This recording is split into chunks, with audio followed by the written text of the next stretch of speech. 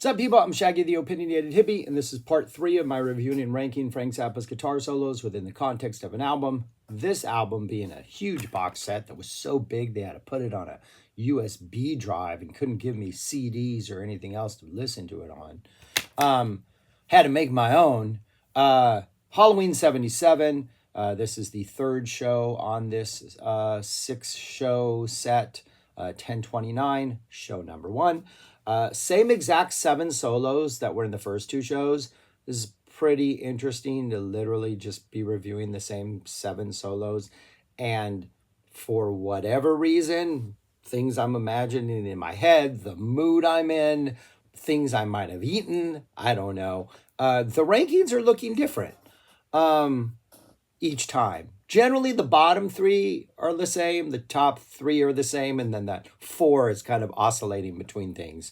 But yeah, I'm just going to talk about them. I'll put the list up when I'm done, and then when I get done with all 6 shows, I'll rank all of the solos, which at this point is like 7 per show, and then I think for the last 2 shows, we get a couple extra ones. But anyways, let's do this. Number 7 is Punky's Whips.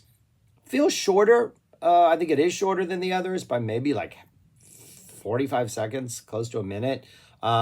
It's your typical end of the show. Frank just, end of the set, Frank ripping off stuff before the encore, high energy.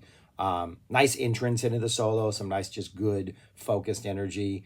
But I think it's a pretty standard Punky's Whip solo, which is excellent, but, comparing these.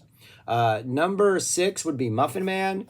Kind of, I think, falls into the same category as Punky's Whips in this show. Just a really high energy end of the show. Right before Frank jumps into the solo, he gives the mic to an audience member or something. The audience member's like, ah, and then Baloo starts screaming. It's a lot of really good high energy that Frank is sort of using as inspiration. But I think it's a solid Muffin Man solo. Number 5 is Leather. This one just, I don't know, these are tasty, they're sweet, they're kind of gentle. I like the changes in this sort of the instrumental that Frank's running through. Definitely doesn't have that more plodding thing that a lot of these Bozio or Hearn ones do that I like. But this one kind of stands out because it's just got a entirely different kind of musical environment. And for Frank to come in and just take a short little sweet solo, it's like maybe 45 seconds or so. It just hits perfectly. It hits all the right notes. It's just really good. This one's been all over the place in the ranking based on how well Muffin Man or Punky's Whips performs. But I really like it. It's a different sort of Frank vibe. Number 4 is City of Tiny Lights. Really controlled this one. The one from the previous show, which I thought was amazing, was just like literally just a shot of like adrenaline straight into your veins, just like absolute chaos, just Frank going full speed for like the entire duration, but always like slowing down and then ramping up, like charging over and over again. This one seems a lot more focused. There's a lot of squealing in there. O'Hearn's got some really awesome bass runs in there, but there definitely seems to be like a little more like Frank's under control and not just fully like going at it. Interested to see, because the first 2 were an early late show, and this is the early show. The next one I do will be the late show. Interested to see if the tone in this one also switches. The early show, City of Tiny Lights, from the previous one was almost non-existent.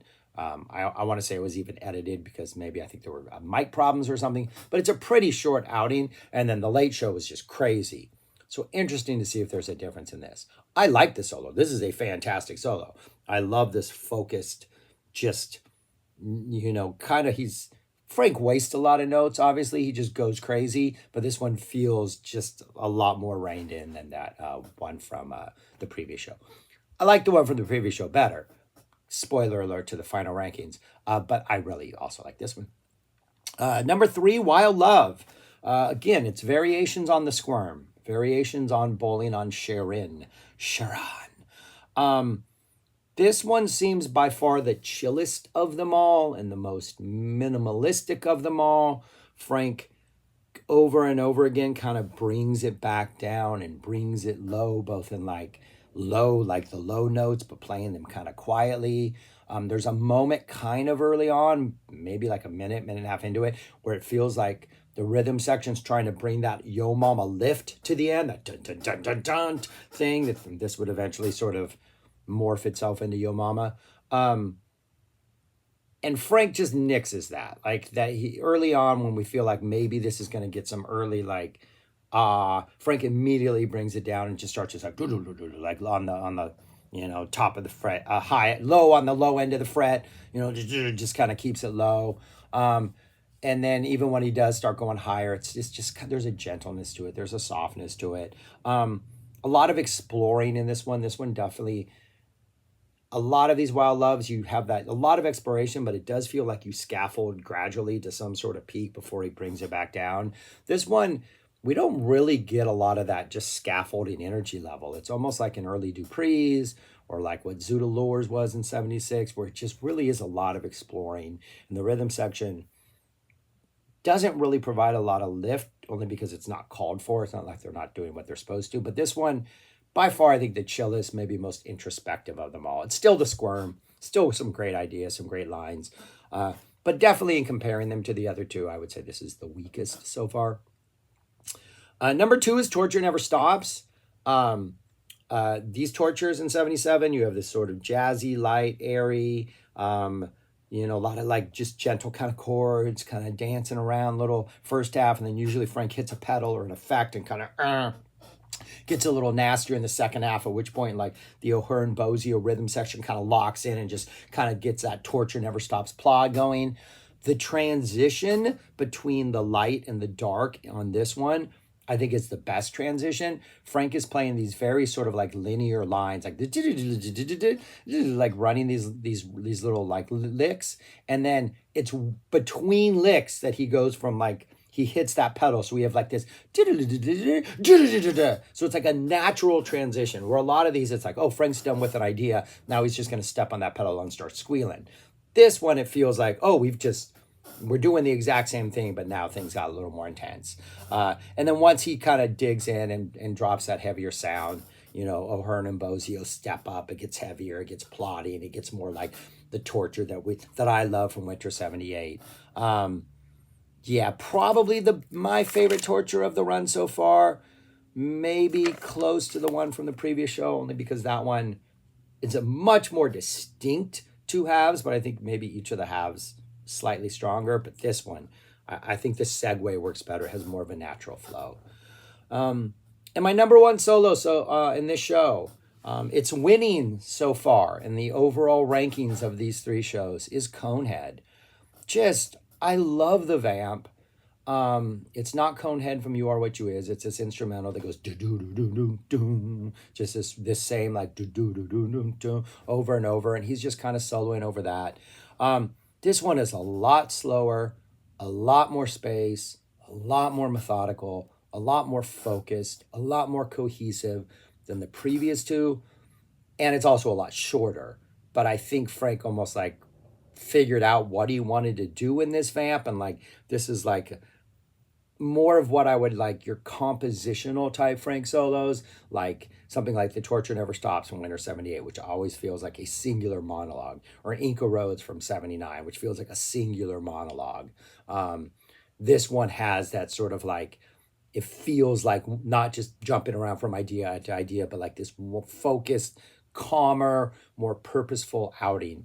And we have so few of these released. I mean, we have these on this box set, that this solo, to me, just the vamp, the vibe, the energy, is just the best part of these Halloween 77 shows. As fantastic as Wild Love is, as fantastic as those Squirms are, these Coneheads really are just really cool, unique listens that I don't know what else we have in Frank's like sort of catalog that is this type of, it's not a Black Napkins, it's an instrumental solo, but it feels like it just has a slightly different vibe as far as Frank's approach to the solo, as far as Frank's just whether he's going to go in attack mode or comfort mode or float mode. I don't know. These Coneheads are amazing, but that's where I would rank these 7. Conehead's winning. And I think Conehead's been like number one a couple times now. Wild Love's been number one once. And then maybe it's Between Tortures, probably in number three spot at this point. As far as not the individual songs, but just the what song overall for me is the most attractive. And Conehead, I think, is the really compelling draw. Unfortunately, I don't think it's played at every show. I think he drops it at one of the shows, which should be a crime. But anyways, yeah, that's all I got. Thanks for watching. Let me know your thoughts on these solos, all that kind of stuff. And yeah, thanks. Subscribe, like, share, comment, do those things. And peace. Talk to you later. Go listen to Frank.